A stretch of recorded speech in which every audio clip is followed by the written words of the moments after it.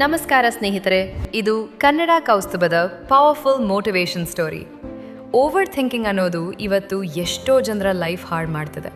ನೆನ್ನೆ ನಡೆದು ಹೋದ ಕಹಿ ಘಟನೆಗಳ ಬಗ್ಗೆ ಪಶ್ಚಾತ್ತಾಪ, ನಾಳೆ ಏನಾಗುತ್ತೋ ಅನ್ನೋ ವಿಪರೀತ ಭಯ, ಇವೆರಡರ ಮಧ್ಯೆ ಸಿಲುಕಿ ನೀವು ನಿಮ್ಮ ಇವತ್ತಿನ ನೆಮ್ಮದಿಯನ್ನೇ ಕಳೆದುಕೊಂಡಿದ್ದೀರಾ? ಹಾಗಿದ್ರೆ ಇವತ್ತಿನ ಈ ಕತೆ ನಿಮ್ಮ ಕಣ್ಣು ತೆರೆಸುತ್ತೆ. ಕಡೆಯವರೆಗೂ ನೋಡಿ. ಇದು ಬೆಟ್ಟ ಗುಡ್ಡಗಳಿಂದ ಸುತ್ತುವರಿದ ಒಂದು ಸಣ್ಣ ಹಳ್ಳಿಯಲ್ಲಿ ವಾಸಿಸುತ್ತಿದ್ದ ರಾಮು ಎಂಬ 24 ವರ್ಷದ ಯುವಕನ ಕತೆ. ಅವನ ಮನಸ್ಸು ಯಾವತ್ತೂ ಪ್ರಶಾಂತವಾಗಿರುತ್ತಿರಲಿಲ್ಲ. ಸದಾ ನೂರಾರು ಯೋಚನೆಗಳು ಅವನ ತಲೆಯಲ್ಲಿ ಓಡುತ್ತಲೇ ಇರುತ್ತಿದ್ದವು. ತನ್ನ ಪಾಸ್ಟ್ ಬಗ್ಗೆ ದುಃಖ ಮತ್ತು ಭವಿಷ್ಯದ ಬಗ್ಗೆ ವಿಪರೀತ ಭಯ ಅವನನ್ನು ಕಾಡುತ್ತಿತ್ತು. ಈ ಬಿರುಗಾಳಿಯಂತಹ ಯೋಚನೆಗಳಿಂದಾಗಿ ಅವನು ನಿದ್ದೆ ಮತ್ತು ನಗುವನ್ನೇ ಮರೆತಿದ್ದ. ಹೀಗಿರುವಾಗ ಒಂದು ದಿನ ರಾಮುಗೆ ದೂರದ ಬೆಟ್ಟದ ಮೇಲಿರುವ ಹಳ್ಳಿಯಲ್ಲಿ ಒಬ್ಬ ವಯಸ್ಸಾದ ಜ್ಞಾನಿ ಇದ್ದಾರೆ ಎಂದು ತಿಳಿಯುತ್ತದೆ.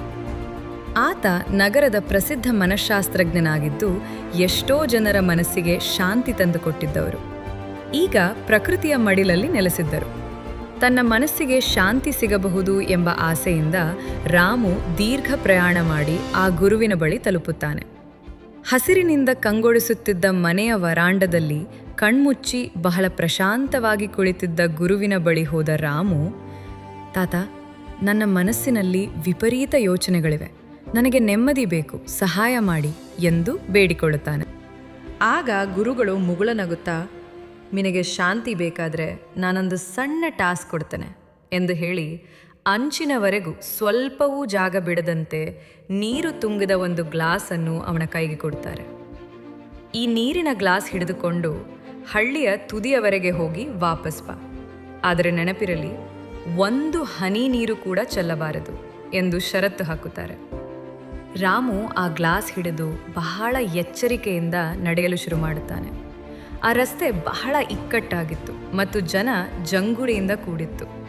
ಅಂಗಡಿಯವರ ಕೂಗು, ನಾಯಿಗಳ ಬೊಗಳುವಿಕೆ ಎಲ್ಲವೂ ಇತ್ತು.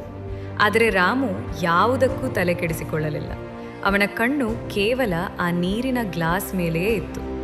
ಅವನು ಏಕಾಗ್ರತೆಯಿಂದ ಹೆಜ್ಜೆ ಹಾಕುತ್ತಿದ್ದದ್ದನ್ನು ಕಂಡು ಯಾರೂ ಅವನಿಗೆ ತೊಂದರೆ ಕೊಡಲಿಲ್ಲ. ಯಶಸ್ವಿಯಾಗಿ ಒಂದು ಹನಿಯೂ ಚೆಲ್ಲದೆ ಗುರುವಿನ ಬಳಿ ವಾಪಸ್ ಬಂದ ರಾಮು, ನಾನು ಸಾಧಿಸಿದೆ ಎಂದು ಖುಷಿಯಿಂದ ಹೇಳುತ್ತಾನೆ. ಆಗ ಗುರುಗಳು, ಬಹಳ ಸಂತೋಷ, ಆದರೆ ದಾರಿಯಲ್ಲಿ ಆಟವಾಡುತ್ತಿದ್ದ ಮಕ್ಕಳನ್ನು ನೋಡಿದೆಯಾ? ಆ ನಾಯಿಗಳ ಶಬ್ದ ನಿನಗೆ ಕೇಳಿಸಿತಾ ಎಂದು ಕೇಳುತ್ತಾರೆ. ಅದಕ್ಕೆ ರಾಮು ಆಶ್ಚರ್ಯದಿಂದ, ಇಲ್ಲ, ನನ್ನ ಸಂಪೂರ್ಣ ಗಮನ ಕೇವಲ ಆ ನೀರಿನ ಗ್ಲಾಸ್ ಮೇಲಿತ್ತು, ನನಗೆ ಬೇರೆ ಯಾವುದೂ ಕಾಣಲಿಲ್ಲ ಎನ್ನುತ್ತಾನೆ. ಆಗ ಗುರುಗಳು ನಕ್ಕು ಒಂದು ಅದ್ಭುತವಾದ ಮಾತು ಹೇಳುತ್ತಾರೆ, ಮಗು, ಇದೇ ನಿನ್ನ ಒಳಗಿರುವ ರಹಸ್ಯ. ಯಾವತ್ತು ನಿನ್ನ ಮನಸ್ಸು ವರ್ತಮಾನದಲ್ಲಿ ಸಂಪೂರ್ಣವಾಗಿ ಇರುತ್ತದೆಯೋ ಆಗ ಅಲ್ಲಿ ಭಯಕ್ಕೆ, ಗೊಂದಲಕ್ಕೆ ಮತ್ತು ಅನಗತ್ಯ ಯೋಚನೆಗಳಿಗೆ ಜಾಗವೇ ಇರುವುದಿಲ್ಲ. ಆ ನೀರಿನ ಗ್ಲಾಸ್ ಕಡೆ ಗಮನವಿದ್ದಾಗ ನೀನು ಪಾಸ್ಟ್ ಬಗ್ಗೆ ಅಲಲಿಲ್ಲ, ಫ್ಯೂಚರ್ ಬಗ್ಗೆ ಭಯಪಡಲಿಲ್ಲ. ನಿನ್ನ ಮನಸ್ಸು ಸಂಪೂರ್ಣ ಖಾಲಿಯಾಗಿತ್ತು. ನೆಮ್ಮದಿ ಹೊರಗಡೆ ಸಿಗುವುದಿಲ್ಲ. ನಾವು ಪ್ರಸ್ತುತ ಕ್ಷಣದಲ್ಲಿ ಬದುಕಿದಾಗ ಅದು ನಮ್ಮೊಳಗೆ ಇರುತ್ತದೆ ಎಂಬ ಸತ್ಯ ರಾಮುಗೆ ಅರ್ಥವಾಗುತ್ತದೆ. ಸ್ನೇಹಿತರೆ, ಮನಸ್ಸನ್ನು ಶಾಂತಗೊಳಿಸಬೇಕಾದ್ರೆ ಅದನ್ನು ಈ ಕ್ಷಣದಲ್ಲಿ ಇಡಬೇಕು ಎಂದು ರಾಮು ಅರಿತುಕೊಳ್ಳುತ್ತಾನೆ. ಆತ ಈಗ ಹಳೆಯ ಗೊಂದಲದ ಯುವಕನಾಗಿರದೆ ಮನಸ್ಸನ್ನು ಹೇಗೆ ಖಾಲಿ ಮಾಡಬೇಕು ಎಂದು ತಿಳಿದು ಪ್ರಶಾಂತತೆಯಿಂದ ಮನೆಗೆ ಹಿಂದಿರುಗುತ್ತಾನೆ. ನಾವು ಕೂಡ ಅಷ್ಟೇ. ನೆನ್ನೆಯ ಚಿಂತೆ, ನಾಳೆಯ ಭಯ ಬಿಟ್ಟು ಇವತ್ತು, ಈಗ, ಈ ಕ್ಷಣದಲ್ಲಿ ಬದುಕುವುದನ್ನು ಕಲಿಯೋಣ. ವೀಕ್ಷಕರೇ, ನಿಮಗೂ ಈ ಕತೆ ಇಷ್ಟವಾಗಿದ್ದರೆ ಲೈಕ್ ಮಾಡಿ ಮತ್ತು ನಿಮ್ಮ ಸ್ನೇಹಿತರಿಗೆ ಶೇರ್ ಮಾಡಿ. ಹಾಗೂ ಇಂತಹ ಮತ್ತಷ್ಟು ಸ್ಫೂರ್ತಿದಾಯಕ ಕತೆಗಳಿಗಾಗಿ ನಮ್ಮ ಚಾನೆಲ್ಗೆ ಈಗಲೇ ಸಬ್ಸ್ಕ್ರೈಬ್ ಆಗಿ. ಹೊಸ ಪಾಠಗಳೊಂದಿಗೆ ಮುಂದಿನ ವಿಡಿಯೋದಲ್ಲಿ ಸಿಗೋಣ. ಅಲ್ಲಿಯವರೆಗೆ ನೆಮ್ಮದಿಯಿಂದಿರಿ. ನಮಸ್ಕಾರ.